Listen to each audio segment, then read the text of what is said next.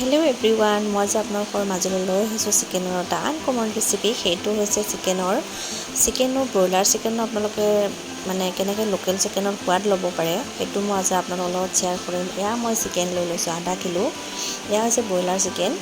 এইখিনি মই ভালদৰে ধুই মেলি লৈ লৈছোঁ। লগতে লৈ লৈছোঁ এটা আলু, 3টা পিঁয়াজ, 2টা বিলাহী, অকণমান জলকীয়া, আদা নহৰু আৰু লগতে এই ৰেচিপিটোৰ মূল ইনগ্ৰিডিয়েণ্টছটো হৈছে নন ফ্ৰেছ ভিনেগাৰ। আপোনালোকে যিকোনো ব্ৰেণ্ডৰ ভিনেগাৰ ল'ব পাৰে, কোনো কথা নাই। এয়া চিকেনখিনি মই ভালদৰে ধুই মেলি লৈ লৈছোঁ। চিকেনখিনি ভালদৰে ধুই মেলি লৈ মই ইয়াতে এইটো অৱশ্যে ভিডিঅ' কৰা নহ'লে অকণমান সময়ৰ কাৰণে মই ফ্ৰিজত ৰখাই থৈ দিছিলোঁ। আপুনি ফ্ৰিজৰ পৰা উলিয়াই লৈ ইয়াতে আধা কিলো হ'লে আপুনি 1 কাপৰ দিব পাৰে। যদি 1 কিলো হয় আপুনি 1.5 কাপৰ বা 2 কাপৰ দিলেও কোনো প্ৰব্লেম নাই। ভিনেগাৰখিনি দি এইখিনি অকণমান সময়ৰ কাৰণে মেৰিনাইট কৰি আৰু আধা ঘণ্টা 45 মিনিটৰ কাৰণে মই ফ্ৰিজত ৰখাই দিম। ফ্ৰিজত ৰখাই থ'লে মানে কি হয়, মাংসটো মানে লোকেল চিকেনৰ নিচিনা টাইট হৈ যায়, যিটো মানে টান হয় তেনেকুৱা টাইপ হৈ যায়।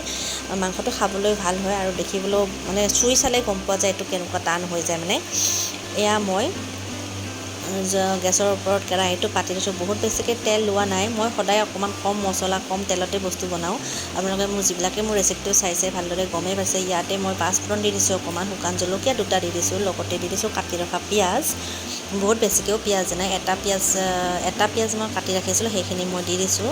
লগতে ইয়াতে মই এতিয়া দি দিম 1 চামুচ আদা নহৰু পেষ্ট। এইখিনি দি মই এতিয়া অকণমান সময়ৰ কাৰণে ভালদৰে লৰাই ল'ম। তাৰপিছত মই ইয়াতে দি দিম এই যে মই ভিনেগাৰ সানি থোৱা যে ফ্ৰিজত ভৰাই থৈছিলোঁ, সেই চিকেনখিনি উলিয়াই লগে লগে আপোনালোকে ফ্ৰিজৰ পৰা উলিয়াই লগে লগে আপোনালোকে গেছৰ মানে কেৰাহীত বহাই নিদিব, কাৰণ পানী হৈ যায়। মোটামুটি 10 মিনিটমান আগতে উলিয়াই থৈ দিব, তাৰপিছত কেৰাহীত দিব। এইখিনি দি এতিয়া মই অকণমান মোটামুটি 5-10 মিনিটৰ কাৰণে ভালদৰে ভাজি ল'ম। ইয়াতে মই বেলেগ একো মছলা দিয়া নাই। এইখিনি অকণমান ভাজা হোৱাৰ পিছত ইয়াতে মই আৰু 1 চামুচ আদা নহৰু পেষ্ট দি দিছোঁ। লগতে এতিয়া মই ইয়াতে দি দিছোঁ কাটি ৰখা আৰু এটা পিঁয়াজ। মই যে 3টা পিঁয়াজ ৰাখিছিলোঁ তাৰে এটা পিঁয়াজ দিছিলোঁ আৰু 2টা পিঁয়াজ এতিয়া মই দি দিছোঁ কাটি ৰাখি। সেইখিনি অৱশ্যে ভিডিঅ' কৰা নহ'লে।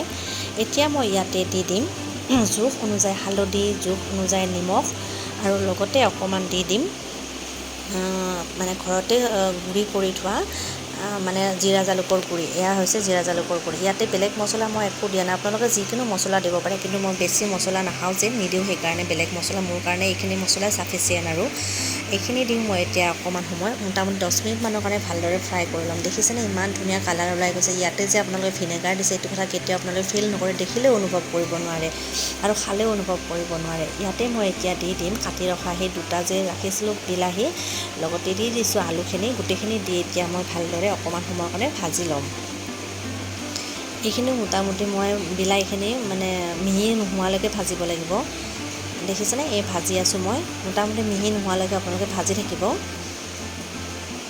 এতিয়া মোৰ মানে বিলাহীখিনি ভালদৰে মিহি হৈ গৈছে, অকণমান হৈ আছে, মিহি হৈ যাব এইখিনি। তাত মই ইয়াতে দি দিছোঁ জলকীয়া। আপোনালোকে শুকান জলকীয়া গুড়িও দিব পাৰে। মই শুকান জলকীয়াৰ গুড়ি তেনেকৈ ইউজ নকৰোঁ, সেইকাৰণে মই কেঁচা জলকীয়া দি দিছোঁ। গেছটো একেবাৰে ল' ফ্লেমত লৈ মোটামুটি 10 মিনিটমানৰ কাৰণে ফ্ৰাই কৰি ল'ব। ঢাকনিখন লগাই দি দিছোঁ। ঢাকনিখন লগাই ল' ফ্লেম কৰি 10 মিনিটৰ কাৰণে ভাজিব দিছোঁ। আৰু দেখিছেনে এয়া মোৰ কি ধুনীয়াকৈ বিলাহী দিছোঁ যে, এইটো ইয়াতে আপুনি অনুভৱে কৰিব নোৱাৰে। এইখিনি ধুনীয়াকৈ অকণমান পানী ওলাই গৈছে, মাংসৰ পানী, বিলাহীৰ পানী গোটেইখিনি। আৰু এইখিনি অকণমান সময় শুকাব দিব লাগিব, মানে পানীটো অকণমান কমিব দিব লাগিব উতলি। তাৰপিছত মই ইয়াতে দি দিছোঁ মোক অনুমান অনুযায়ী যিখিনি লাগিব, যি পৰিমাণৰ পানী লাগিব, সেই পানী আঞ্জা লাগিব, সেই হিচাপত মই পানীখিনি দি দিছোঁ। এইখিনি দি এতিয়া মই ভালদৰে উতলাই ল'ম। বহুত বেছিকৈ দিয়া নাই, মই 1 কাপ 2 কাপ পানী দিছোঁ। এইখিনি দি এতিয়া মই ভালদৰে উতলিবলৈ দিছোঁ। দেখিছেনে ইমান ধুনীয়াকৈ উতলি গৈছে। কালাৰ চাওকচোন, ইমান ধুনীয়া কালাৰ ওলাইছে। মই বেলেগ একো মছলা নিদিওঁৱেই, কোনো ৰেচিপিতে মই বেলেগ তেনেকুৱা মছলা ইউজ নকৰোঁ। এয়া মোৰ আঞ্জা খাব পৰা ৰেডি হৈ গৈছে। দেখিছেনে ইমান ধুনীয়া কালাৰ ওলাইছে, ইমান ধুনীয়াকৈ উতলি গৈছে। চাওকচোন ইমান ধুনীয়াকৈ উতলি আছে। এতিয়া মই আঞ্জা ৰেডি হৈ গ'ল। এতিয়া মই গেছটো অফ কৰি দিম। আপোনালোকে এই ৰেচিপিটো যদি চাই আপোনালোকে ভাল পাইছে, মোক নিশ্চয় কমেণ্ট এটা কৰি জনাব। আৰু আপোনালোকে খালে কেতিয়াও অনুভৱ নকৰিব যে এইটো আপোনাৰ ব্ৰইলাৰ চিকেন হয়। এইটো আচলতে লোকেল চিকেনৰ সোৱাদেই পোৱা যায়। যদি আপোনালোকে ভিডিঅ'টো চাই ভাল পালে, লগতে লাইক কমেণ্ট কৰাৰ লগতে ভিডিঅ'টো শ্বেয়াৰ কৰিবলৈ পাহৰি নাযাব। ঠিক আছে, আজিলৈ আহিছোঁ নতুন ৰেচিপি এটা লৈ আপোনালোকৰ মাজলৈ আৰু আহিম। আজিলৈ বাই বাই।